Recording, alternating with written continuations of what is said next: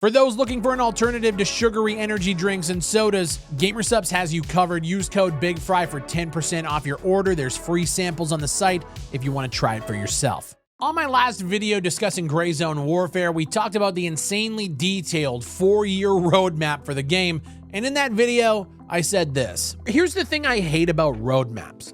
The roadmaps are never accurate, because when it comes to game development, things change. Things happen. There is no possible way the team knows that update 0.6 Shadow Strike is going to be dropping in fall of 2026. That's still 2 years away, and you don't even know what's going to happen before then. And that's exactly what is now happening. So, that didn't take long.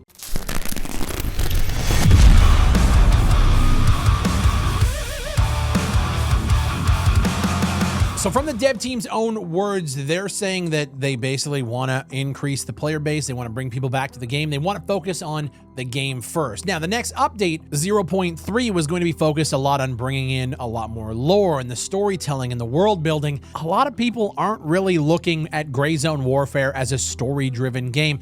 They want the game to be in a better state to go back to play it. Lore and storytelling aren't going to bring a lot of people back to the game. It needs to perform better. It needs to run better. There needs to be better game flow. Some of the design needs to be changed, and that's exactly what they're doing. They're basically shifting 0.3 and 0.4 on their roadmap, and they gave a bunch of content creators early access to this information, which is why this video is dropping now. Gray Zone Warfare is shifting their mentality from a PvE first experience and bringing in a complete overhaul to the game's design and flow by catering now to PvP players. They're introducing systems that will intensify those PvP encounters by introducing PvP zones. So these zones activate once players engage in combat, creating high-risk, high-reward encounters and signaling your team about player or faction threats around the map. They're bringing in what they're calling COPs, so Capture, Occupy, and Protect. There are zones of control around the map that you can occupy as a team to establish things like spawn points and then dominate the area and fight for territory around the map. This is something that I thought the game needed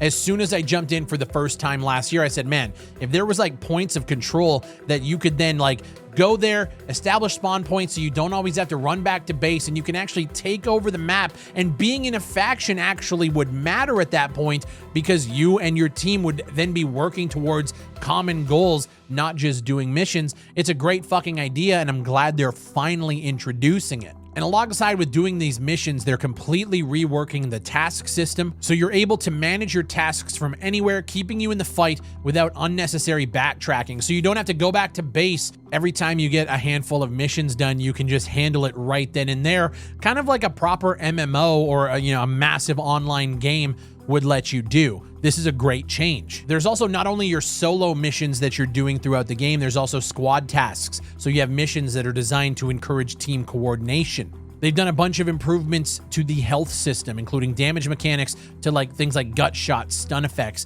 and headshot dynamics. You can now drag downed teammates and pull them to safety under fire, and tons more quality of life improvements. So the next update is solely focused on gameplay and cranking up that PvP experience, which is what I think a lot of people are looking for out of this game. The PvE stuff is cool. The story stuff is cool.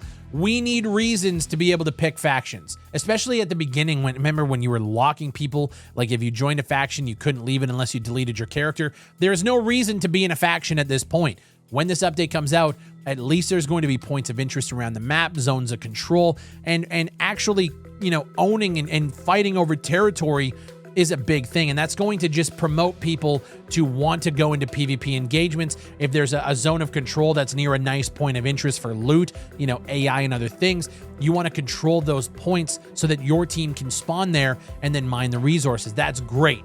That's what this game fucking needed. Now, truth be told, I haven't played the update yet. I actually haven't even touched Gray Zone Warfare since December of last year.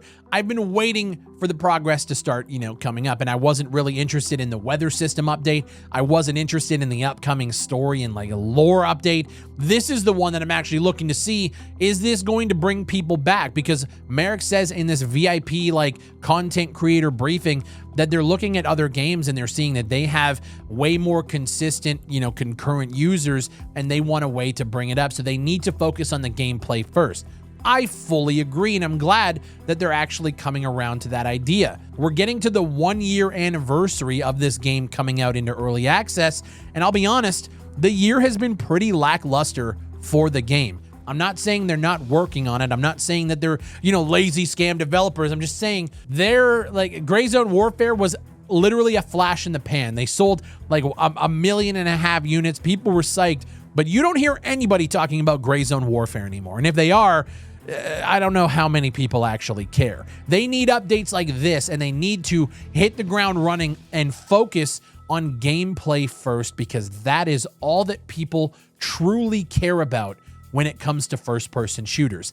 Is the gameplay fun? In a game like this, if we're not focusing on PvP, you have to deliver on a great PvE experience that I just don't think Gray Zone Warfare is there yet. Obviously, it's still in early access. This is the first time since launch where I'm looking at an update coming out and I'm like, okay, like I will actually reinstall and give it a shot. This is something I might stream.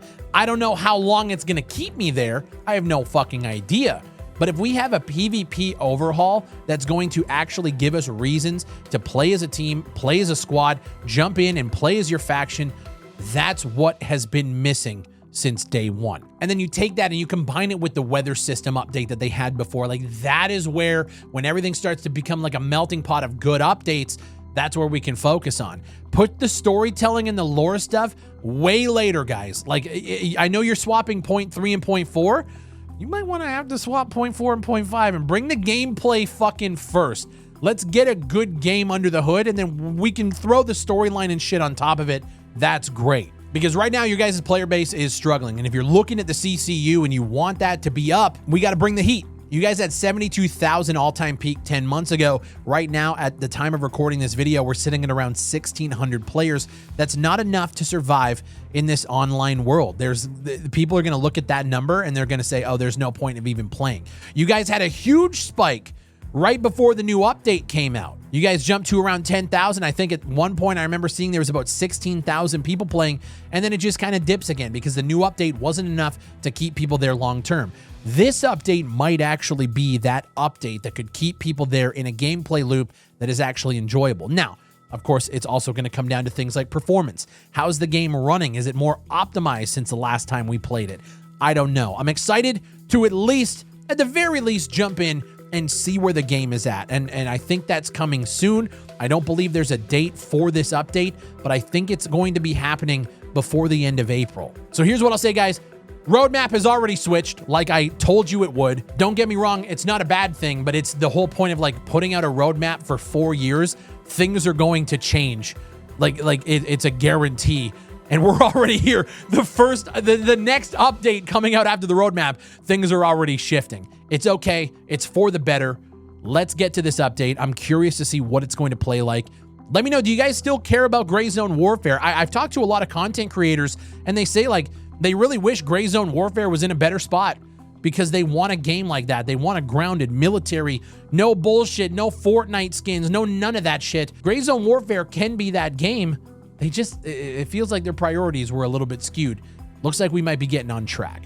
Leave a like on the video. I'm going to be playing Gray Zone Warfare when this new update drops. I'm excited to see what this new gameplay loop looks like. And for everything FPS, hit that subscribe button down below. My last video, we talked about Fragpunk. The one before that was Battlefield. We have Rainbow Six news coming this week. Make sure you're locked in. Hit that sub button. Leave a like on the video and a comment with your thoughts down below. As always, my name is Big Fry, and I'll see you on the next one.